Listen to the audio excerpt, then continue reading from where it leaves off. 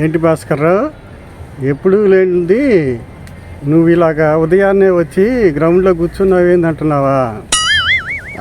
మరి ఈ మధ్య నాకు కాస్త బీపీ షుగర్లు ఎక్కువయ్యాయిలే. నిన్న కాక మొన్న డాక్టర్కి చూపించుకున్నాను. మందులు అవి రాసిచ్చాడు, టాబ్లెట్లను, ఇంకా 4 రకాల టాబ్లెట్లు రాసిచ్చాడులే.